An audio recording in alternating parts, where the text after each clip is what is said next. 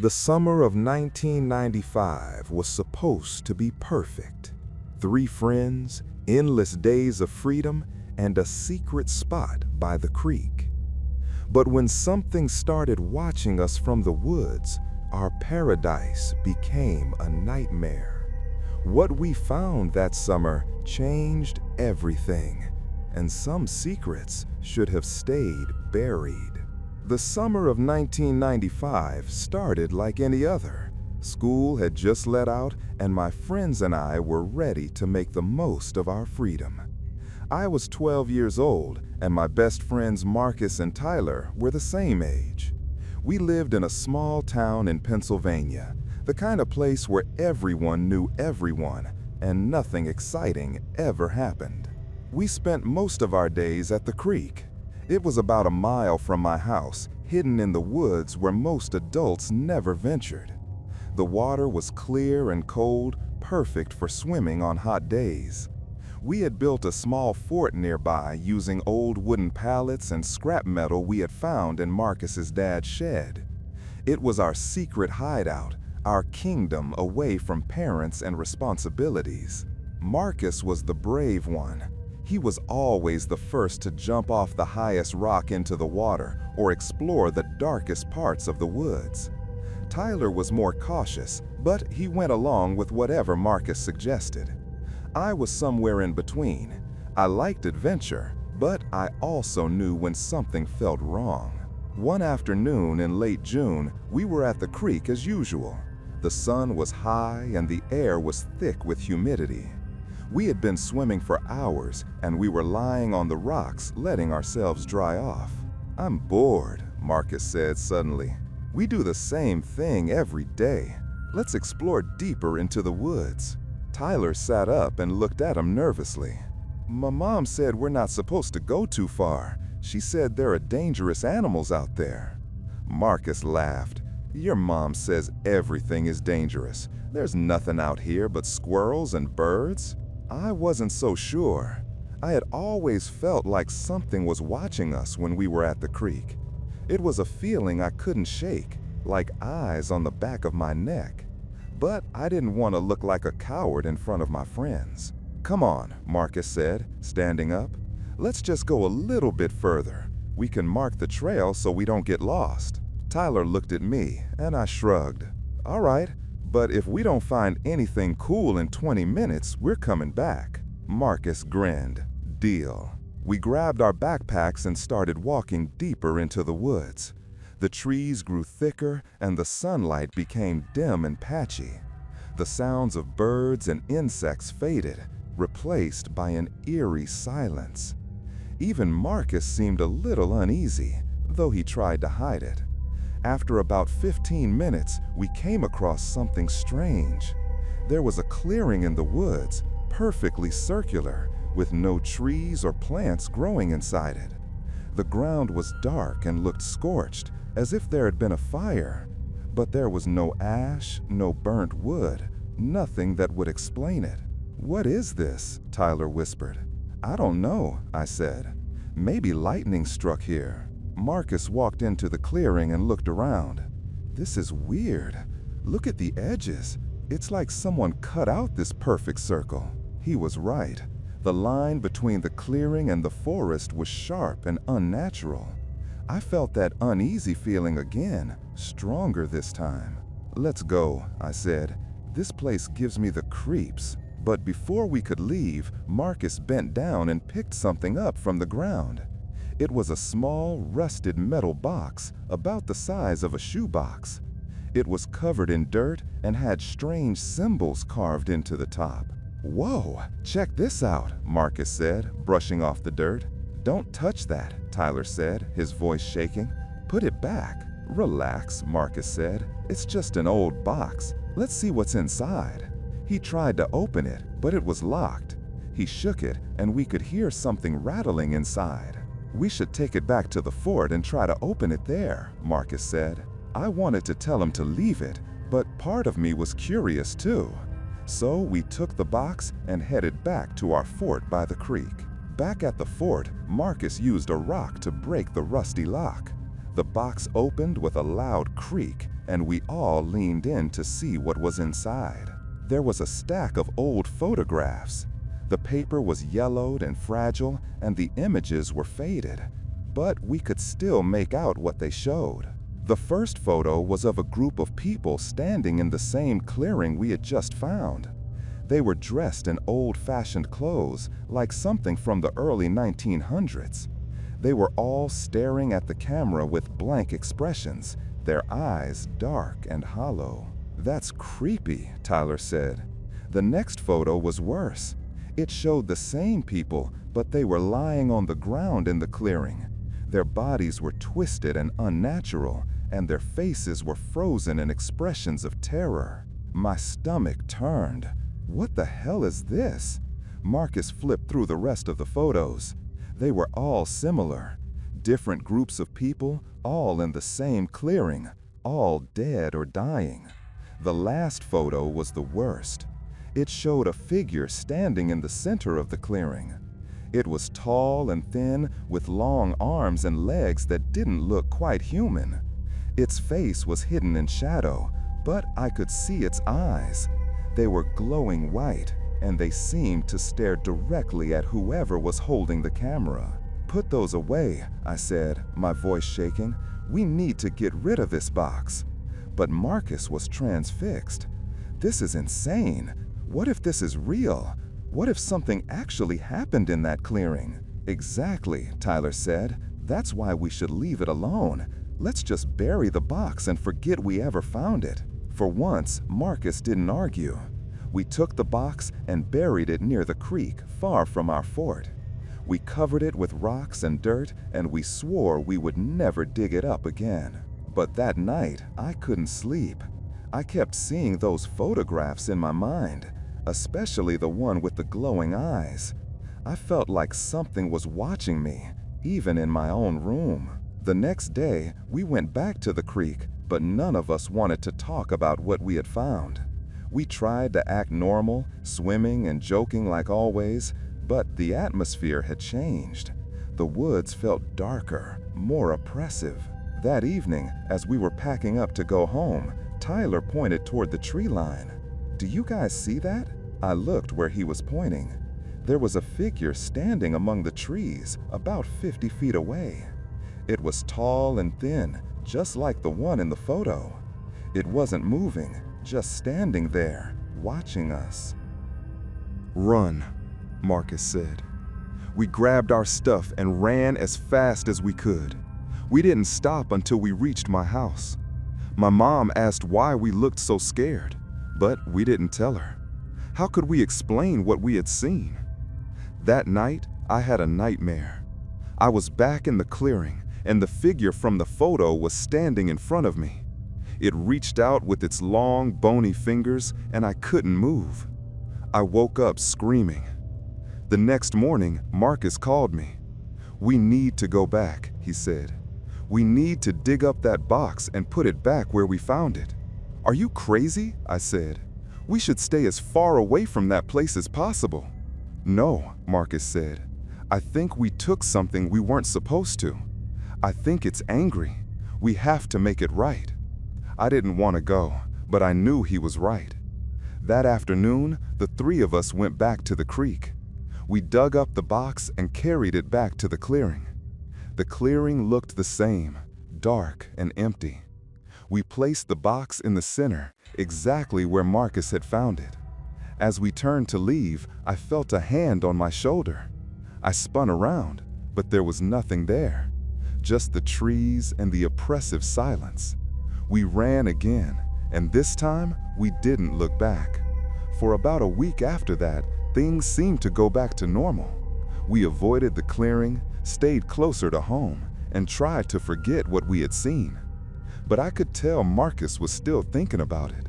He had that distant look in his eyes, like he was somewhere else. One evening, he showed up at my house unannounced. He looked terrible. His eyes were bloodshot, and he had dark circles underneath them. "Have you been sleeping?" I asked. He shook his head. "I keep having the same dream. I'm in the clearing, and that thing is there. It's trying to tell me something, but I can't understand it." "It's just a nightmare," I said, trying to sound convincing. "It'll pass." "No," Marcus said firmly. "It won't. Not until we figure out what it wants." "What it wants?" I repeated. "Marcus, it's not real. We saw something weird and our imaginations are running wild. That's all." He grabbed my arm. "Then explain the photos. Explain why we both saw the same figure in the woods. Explain why I can't sleep without seeing its face." I didn't have an answer for that. "I'm going back to the clearing tomorrow," Marcus said, "with or without you." I knew I couldn't let him go alone. So the next day, Tyler and I met him at the creek. We followed the trail back to the clearing, moving slowly through the dense woods. When we arrived, the clearing looked different. The ground was darker, almost black, and there was a smell in the air. It was sweet and rotten at the same time, like decaying flowers. "This is a bad idea," Tyler said.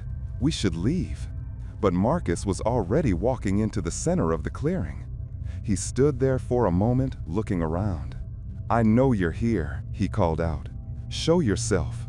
Nothing happened. The woods were silent.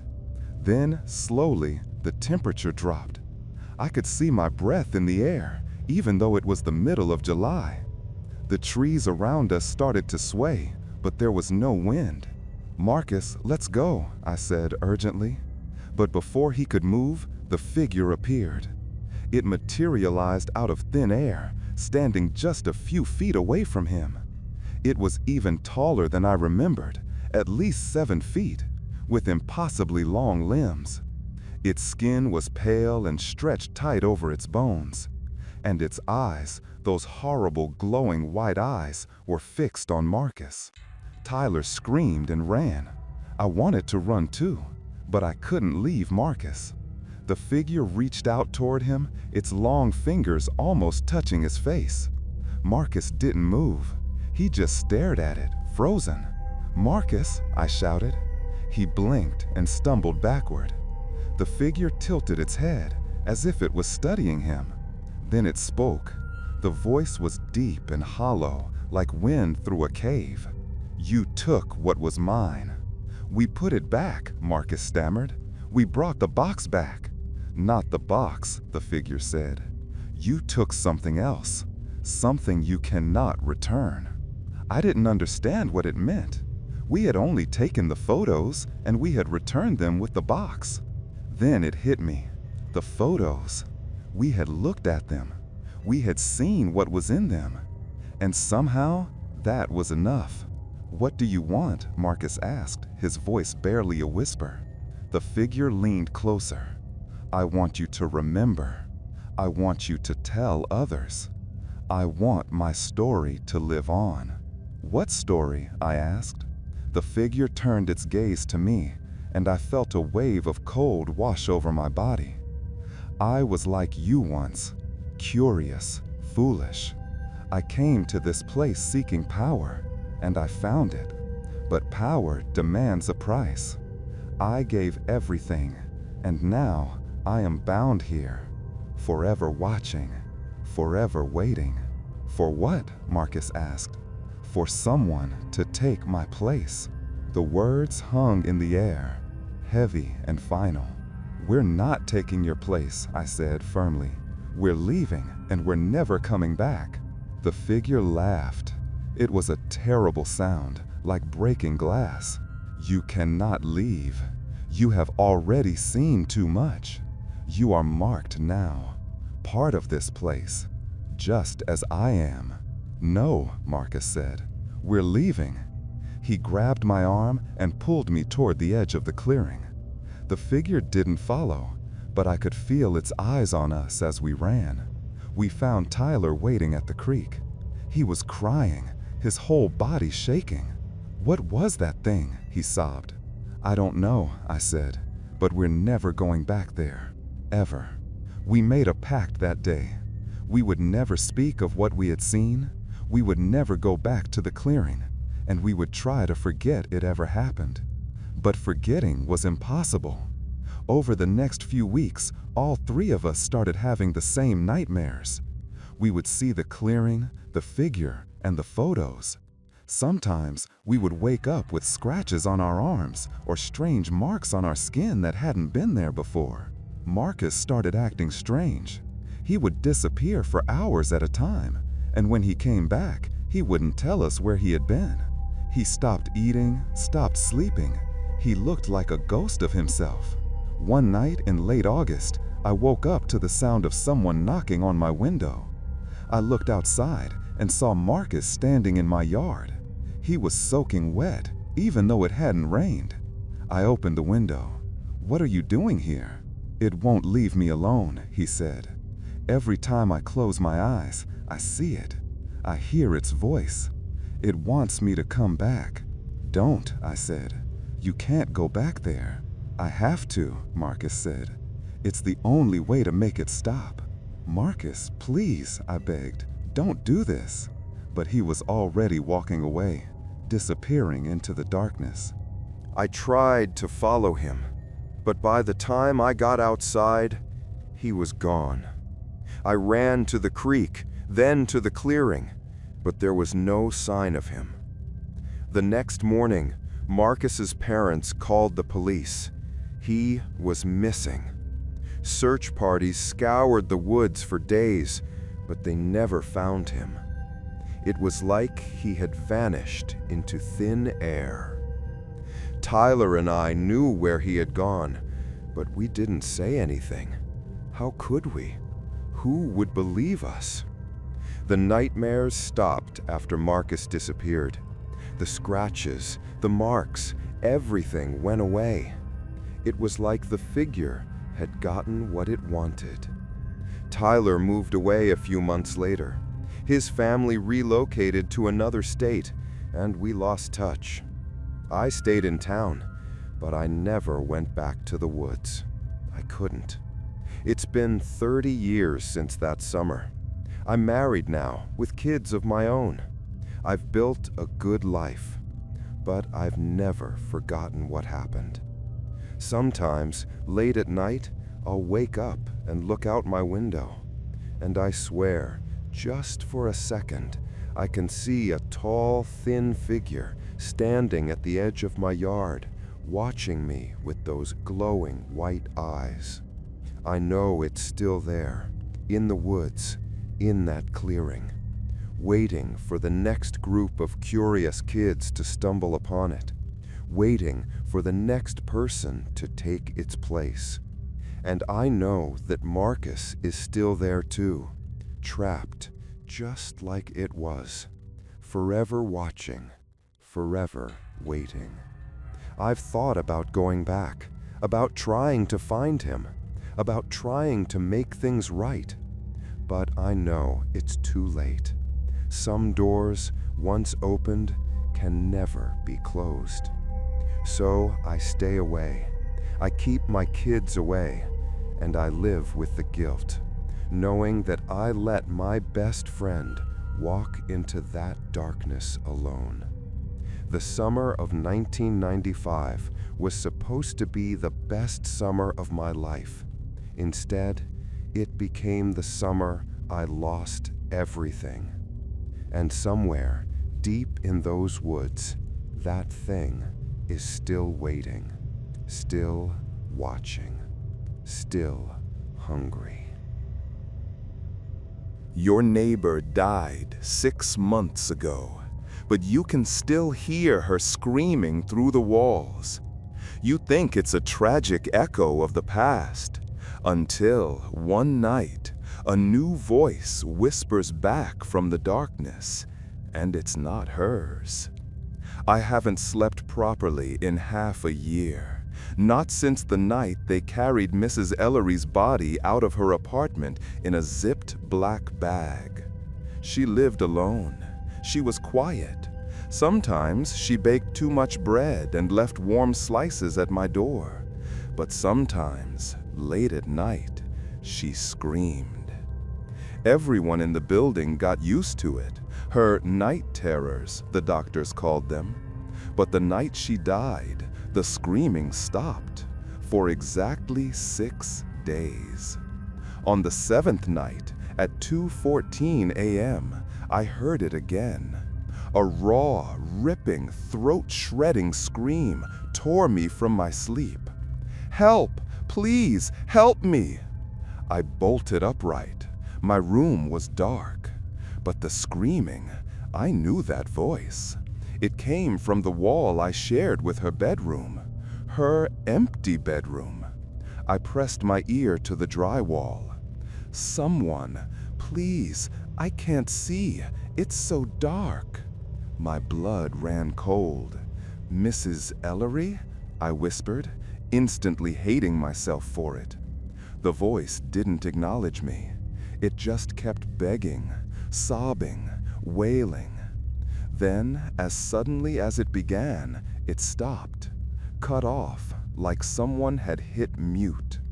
I didn't sleep again that night. The next morning, I called the landlord. "Someone's in her apartment," I said. "I heard screaming." He exhaled sharply. "Her place is locked. It's still sealed. The coroner hasn't released it." "Then someone broke in." "No one broke in," he snapped. "If you heard something, it wasn't from her unit." He hung up. That night, at 2:14 a.m., the screaming returned. This time, I recorded it.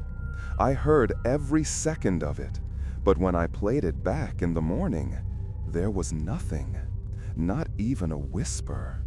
It was as if the screaming only existed when it wanted to be heard. On the 12th night, I saw something new. Her bedroom light flicked on. I froze. The apartment had been empty for 6 months. It had no electricity, no access. No one had touched it since she died. But now, the light was on. I stepped into the hallway. Her apartment door was still sealed with police tape, completely intact.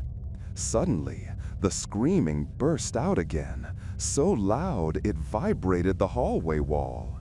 "Help me! Please, don't leave me here!" I slammed both palms against her door. "Mrs. Ellery, who's in there?" The screaming choked off instantly. Then, from the other side of the door, a whisper came. It was so close, I could hear the breath behind it. "I left you." I stumbled back. The next day, I found her obituary online. June Ellery, age 72. She had no children, no close family. The cause of death was listed as heart failure. But there was something else. A comment posted 3 days ago. The first one said, "Did anyone hear her screaming lately? I still do." A second one read, "Her soul didn't leave. It's trapped." And a third, "If you live next door, run." I didn't run. I should have. 3 nights later, the screaming changed. It wasn't coming from the wall anymore. It was coming from inside my bedroom. "Don't close your eyes!" she shrieked. I threw myself out of bed, crashing onto the floor. "Please, help me! Don't leave me here! Please!" Her voice ripped through the room, bouncing off the walls and circling me like a storm. Then it stopped. A quiet breath brushed against my ear. "I found you." After that, the screaming didn't follow a schedule. It could happen at 2:14 a.m., or 4:52 a.m., or even 1:03 p.m. Sometimes it happened right as I walked in the door from work. But the worst part wasn't the screaming. It was the knocking. Late one night, I was half asleep when I heard a faint sound. It was slow, heavy. Knock, knock, knock. I followed the sound, my heart in my throat. It was coming from inside my closet. I gripped the doorknob with shaking fingers. "Mrs. Ellery?" I whispered. There was a long silence. Then a voice from inside whispered, It was broken and wet with despair. Please don't put me back. I let go of the doorknob and stumbled backward. Put her back where? I started researching things like screaming after death, ghosts stuck in walls, and neighbor haunting. But nothing could have prepared me for what I learned next. I found an old news clipping about the apartment building. 20 years ago, a tenant had vanished without a trace. He was last seen entering apartment 2B, Mrs. Ellery's apartment. Rumors said she used to lock him in a crawl space behind her closet to keep him safe. His body was never found. But her night terrors, her screams, had started the same year he disappeared. Oh God, she wasn't the victim. She was the jailer. And now, she was trapped in the same darkness where she had trapped someone else. Last night was the worst. I woke up at 2:14 a.m. like always, but this time there was no screaming. There was just a soft, rhythmic scraping sound behind my wall, like fingernails. Then her voice came. It wasn't frantic, it wasn't begging. It was calm, terribly calm. "You're kind," she said. "You listen to me. No one else ever did." I pressed my back against the headboard, shaking violently. "Please, stop," I whispered. The scraping grew louder, closer. "I don't want to be alone in the dark anymore. Let me stay with you." No, you can't." Her voice cut me off. "Don't worry," she said. "I know how to get through." The drywall began to bulge outward, as if something was pushing from the inside. A handprint pressed through the paint. Then a second. Then a face. Her face. Her skin was gray. Her mouth was open for endless screaming. Her eyes were black and empty. She pushed against the wall, stretching it like wet skin. I found the way out. I ran. I grabbed my phone and my keys. I didn't even put on shoes. As I fled down the stairwell, her final scream shattered the silence behind me. "Don't leave me here alone!" I'm writing this from a hotel an hour away. I haven't gone back. But the front desk called a few minutes ago. A woman had come to the lobby, asking for me. She was screaming my name. They told me what she looked like, about 70, pale, shaking, like she had been trapped somewhere dark for a very, very long time. I don't know what to do. I don't know where to go. But I know one thing. If you ever hear your dead neighbor screaming, don't answer. Don't listen. And whatever happens, don't let her find you. Story 3. It was supposed to be a simple walk in the woods, just me and my dog enjoying the silence of the trees. But when I found that old abandoned house and saw what was waiting inside, I realized some secrets are meant to stay buried. And the worst part? It wasn't the house that was watching me. It was something much, much closer. I have always loved the outdoors. There is something peaceful about the woods, the way the wind rustles through the trees and the birds sing their songs. It is a nice escape from the hustle and bustle of everyday life. So, when I found a new trail near my house, I was excited to explore it. I grabbed my dog, Buster, and we set off. The trail was beautiful, winding through thick trees and over small streams. We had been walking for about an hour when I saw it. An old, dilapidated house sitting in a small clearing. It looked like it hadn't been touched in years. The windows were broken and the roof was caved in. Against my better judgment, I decided to take a closer look. As I got closer, I noticed something strange. There were no birds singing, no squirrels running around. It was completely silent. Buster started to whine and pull on his leash, trying to drag me away from the house. "Come on, boy, it's just an old house," I said, trying to soothe him. But he wouldn't budge. He just kept staring at the house, his hackles raised. I tied his leash to a nearby tree and walked up to the front porch. The wood creaked under my weight as I stepped onto it. I peered through one of the broken windows, but it was too dark to see anything inside. I walked around to the back of the house, hoping to find a way in. That is when I saw the door. It was slightly ajar, hanging off its hinges. I pushed it open and stepped inside. The air was thick with the smell of mold and decay. I pulled out my phone and turned on the flashlight. The beam cut through the darkness, revealing a long hallway lined with doors. I started to walk down the hall, checking each room as I passed. They were all empty, stripped of any furniture or belongings. I reached the end of the hall and found a staircase leading up to the second floor. I hesitated for a moment, a feeling of dread washing over me. But my curiosity got the best of me, and I started to climb the stairs. At the top of the stairs, there was another hallway, identical to the one below.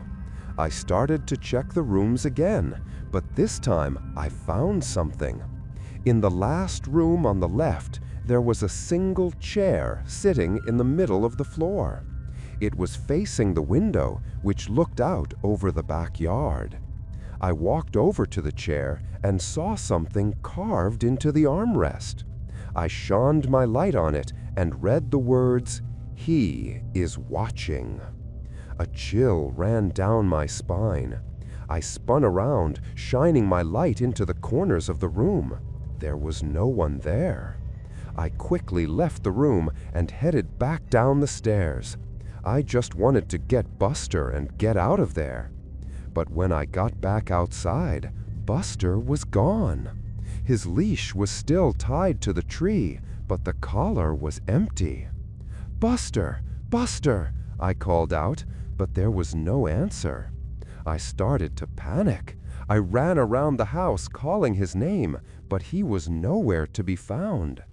Then I heard it, a low growl coming from the woods. I shined my light in the direction of the sound and saw two glowing eyes staring back at me. "Buster?" I asked, my voice trembling. The creature stepped out of the shadows. It wasn't Buster. It was something else, something wrong. It looked like a wolf, but it was too big, and its fur was patchy and matted. It stood on its hind legs, towering over me. I froze, unable to move. The creature let out a deafening roar and lunged at me. I turned and ran, not looking back. I could hear the creature crashing through the brush behind me. I ran until my lungs burned and my legs felt like lead. I didn't stop until I reached my car. I fumbled with my keys, unlocked the door, and threw myself inside. I locked the doors and sped away, leaving that cursed house and whatever that thing was far behind. I never found Buster. I reported him missing, but no one ever saw him again. I still have nightmares about that day, about the glowing eyes and the terrible roar. And sometimes, when I am alone in the dark, I get the feeling that I am being watched, that he is still watching.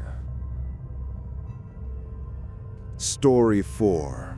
I used to work the night shift at a gas station in the middle of nowhere. It was a boring job, mostly just sitting around and waiting for the occasional car to pass by. But one night, something happened that I will never forget. It was around 2 a.m. and the store was empty. I was restocking the shelves when the bell above the door chimed. I looked up to see a man walking in. He was tall and thin, wearing a long black coat and a wide-brimmed hat. He kept his head down, so I couldn't see his face. "Good evening," I said, putting on my customer service smile. He didn't answer. He just walked straight to the back of the store, towards the coolers. I watched him as he grabbed a bottle of water and headed to the counter. He placed the water on the counter and stood there, still not looking at me. "That will be $2, I said. He reached into his pocket and pulled out a crumpled $5 bill. He handed it to me, and as he did, I caught a glimpse of his hand. It was pale, almost translucent, and his fingers were unusually long. I took the money and handed him his change. "Have a good night," I said. He nodded slightly and turned to leave. As he walked out the door, I noticed something strange. He didn't cast a shadow. I rubbed my eyes, thinking I was just seeing things. I was tired after all. But then I looked out the window and saw him walking towards the gas pumps. He stopped at pump number 4 and just stood there, staring at the empty space where a car should be.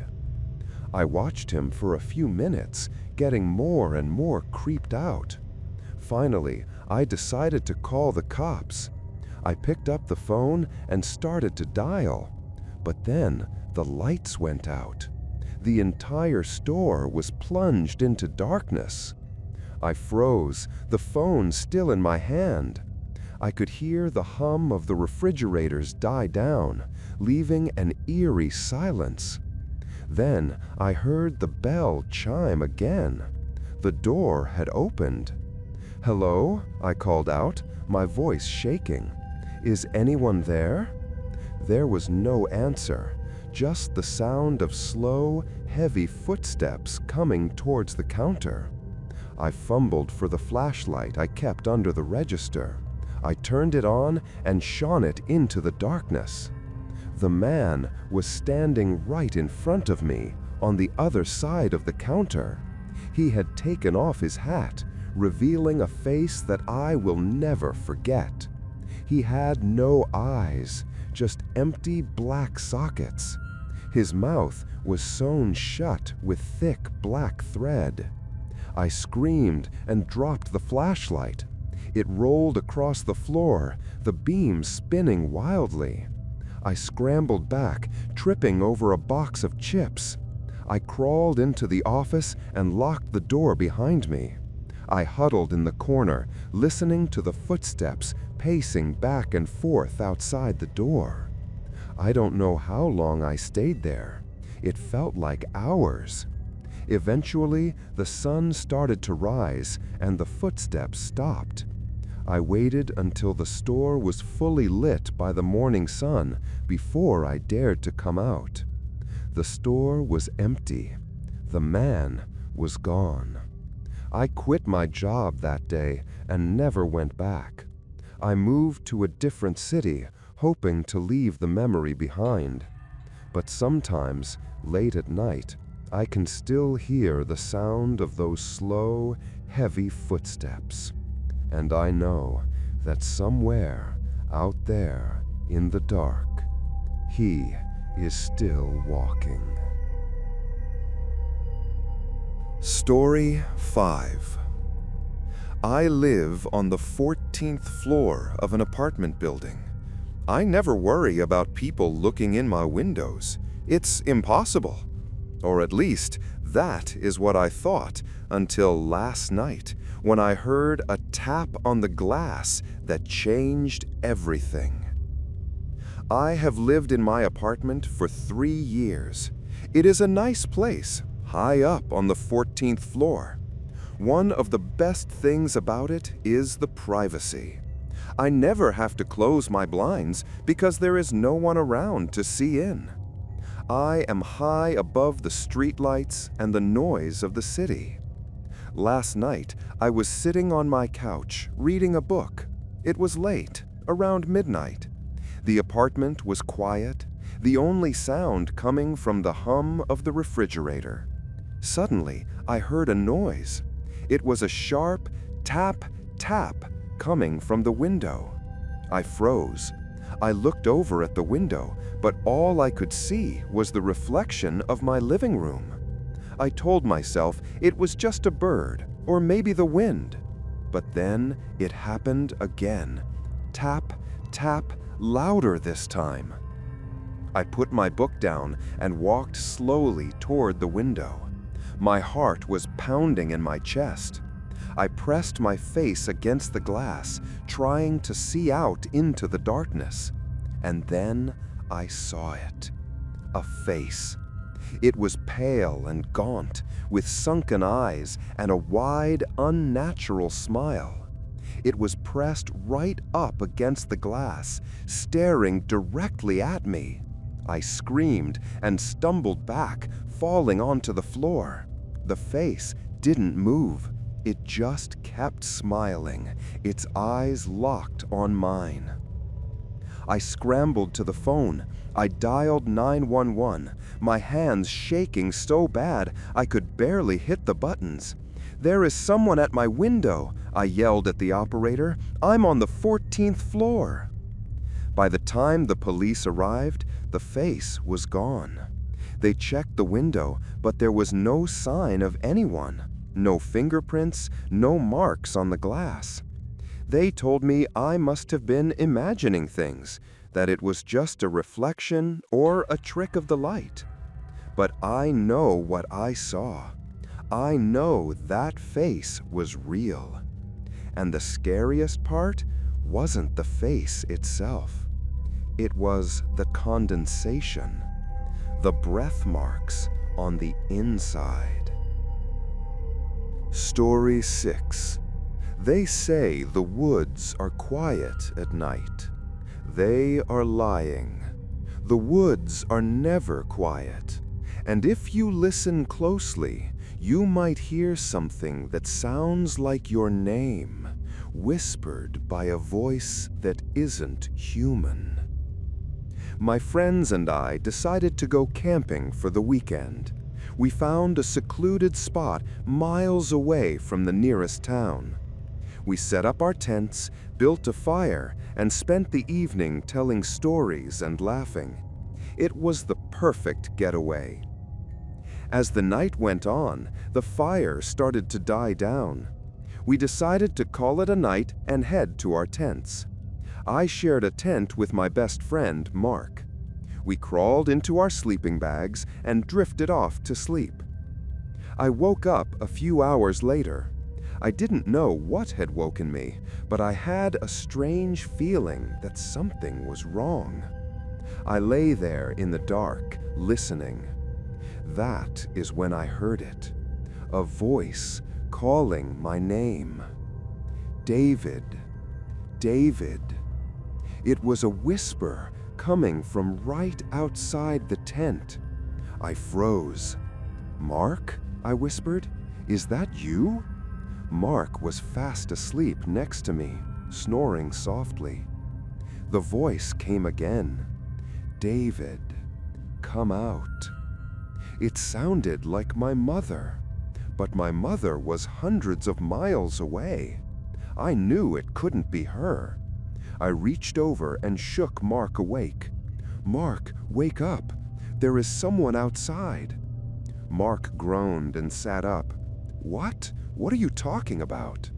"Shh, listen." We both sat in silence, straining our ears. Then we heard it. The sound of footsteps circling the tent. Crunch, crunch, crunch. They were slow and heavy. "Who is there?" Mark called out, his voice trying to be brave. The footsteps stopped. For a moment, there was total silence. Then, a low, guttural laugh filled the air. It didn't sound human. It sounded wet and raspy, like something choking. Suddenly, something slammed into the side of the tent. We both screamed as the fabric tore open. A hand reached in, a hand with long, gray fingers and sharp, black claws. It grabbed Mark by the ankle and dragged him out into the darkness. I scrambled out of the tent, grabbing a flashlight. I shone it into the woods, but there was nothing there. No Mark, no creature, just the empty darkness. I ran to the car and locked myself inside until morning. When the sun came up, I searched the area, but I never found a trace of Mark. The police said it must have been a bear or a mountain lion, but I know the truth.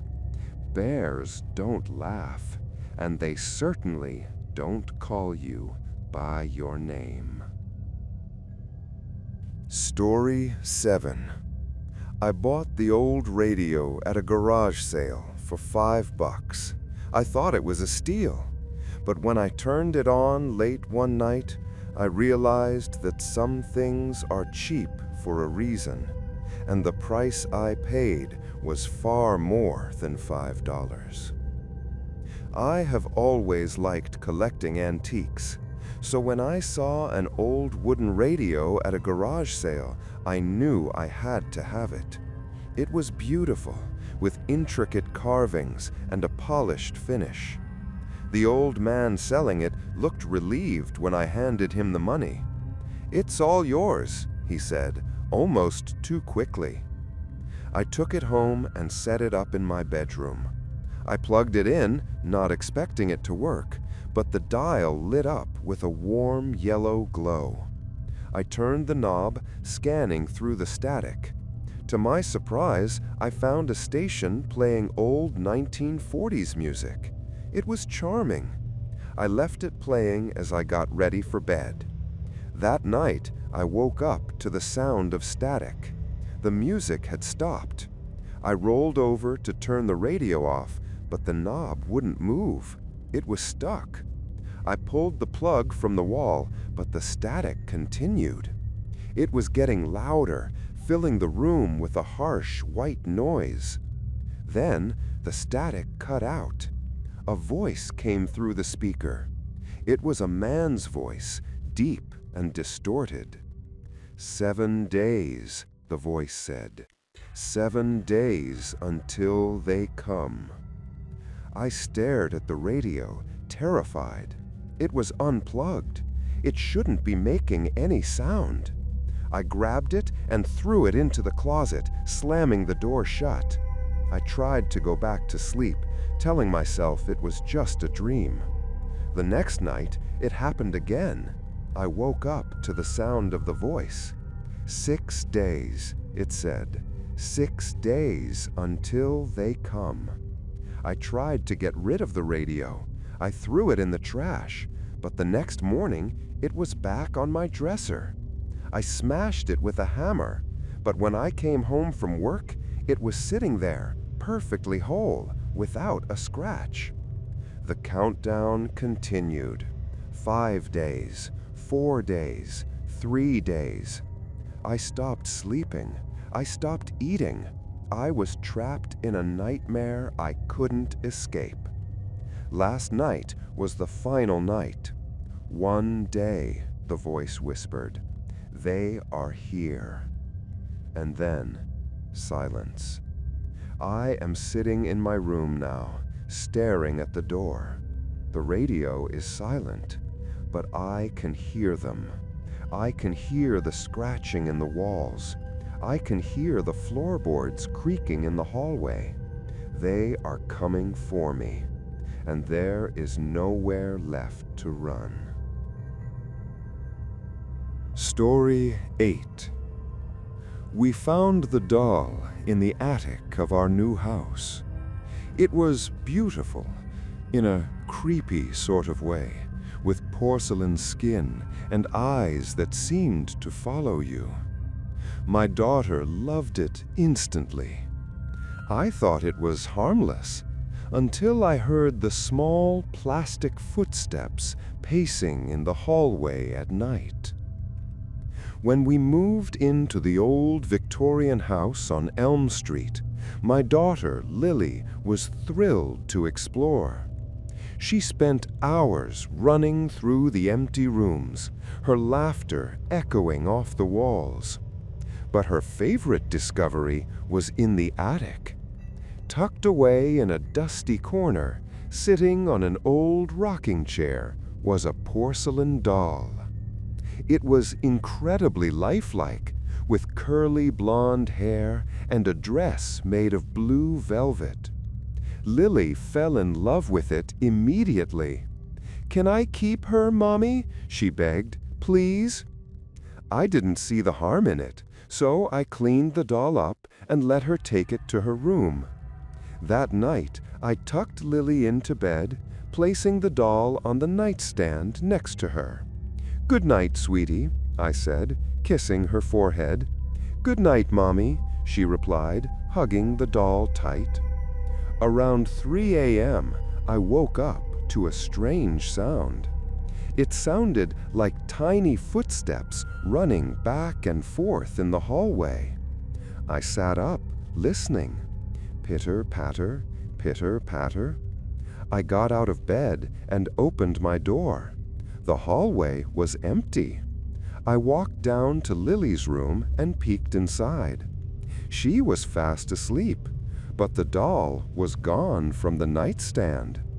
I looked around the room and found it sitting in the rocking chair in the corner, facing the bed.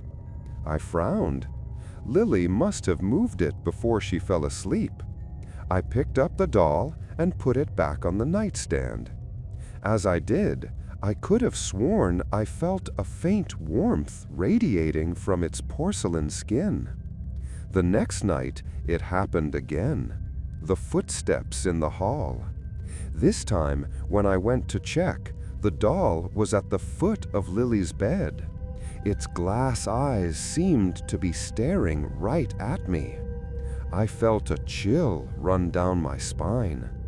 "Lily," I whispered, shaking her gently, "did you move the doll?" Lily rubbed her eyes sleepily. "No, Mommy, she moves on her own. She likes to watch me sleep." I froze. "What do you mean, she moves on her own?" "She walks around," Lily said matter-of-factly. "She tells me secrets." I didn't sleep the rest of the night. The next morning, I took the doll and threw it in the trash bin outside. She cried for hours, but I knew it was for the best. That night, I locked all the doors and windows. I double-checked everything before going to bed.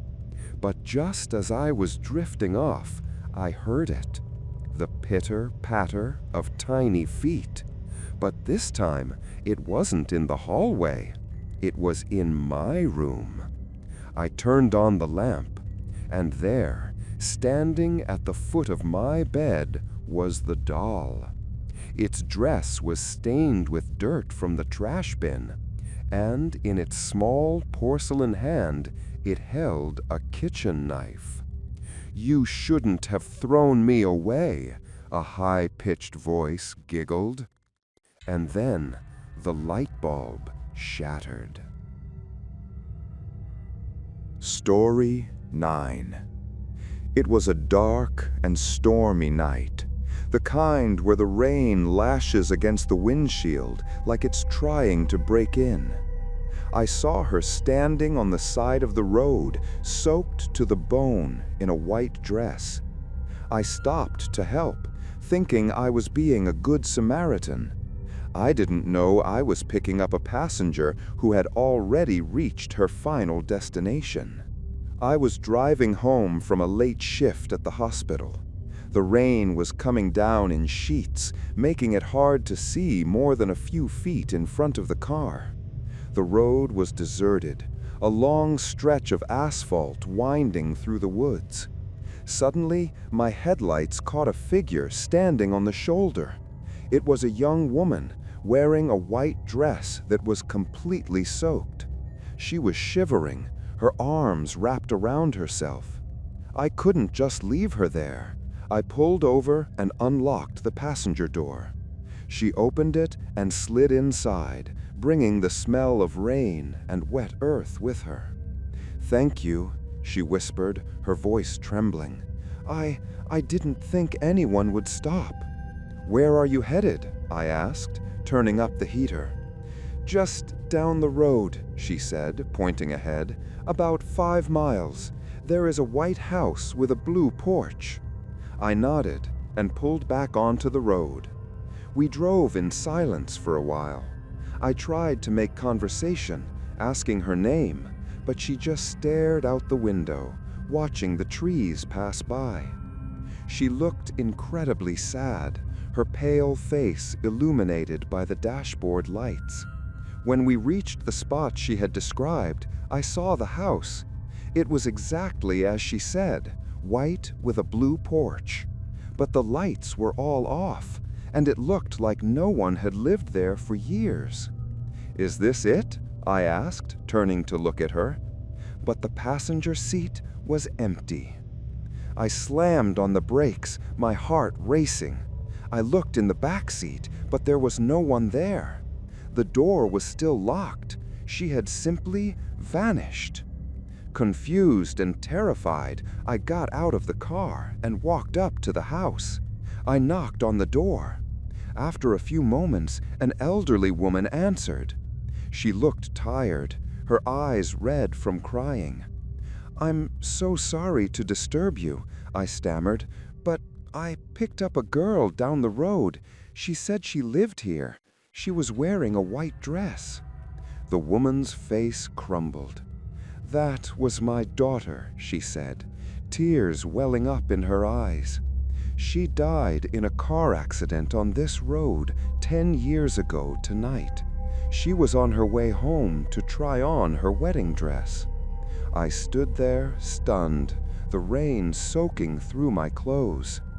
"Every year on this night," the woman continued softly, "she tries to come home, but she never quite makes it." Story 10. They say mirrors are portals to another world. I never believed it. I just thought it was an old wives' tale to scare kids. But then I bought that antique mirror at the estate sale, and I realized that sometimes the reflection looking back at you isn't you at all. I found the mirror in the back of a dusty estate sale. It was beautiful, with an ornate gold frame and old wavy glass. The seller practically gave it away, muttering something about bad energy. But I didn't listen. I was just happy to have found such a bargain. I hung it in my hallway, right across from the bathroom door. Every time I walked past it, I would catch a glimpse of myself. But after a few days, I started to notice something strange. My reflection seemed delayed. I would wave my hand, and the reflection would wave back a split second later. I would blink, and the reflection would stare at me for a moment before blinking too. I told myself I was just tired, that my eyes were playing tricks on me. One night, I woke up to get a glass of water. As I walked down the hallway, I glanced at the mirror. The hallway was dark, lit only by the moonlight streaming through the window. In the mirror, I could see myself walking. But the reflection wasn't walking towards the kitchen. It was standing still, facing me. I stopped dead in my tracks. I looked at the mirror, and the reflection smiled. It wasn't a friendly smile. It was a wide, menacing grin that showed too many teeth. "Who are you?" I whispered. The reflection's lips didn't move, but I heard a voice in my head. "I am you, but better." I turned to run, but my legs wouldn't move.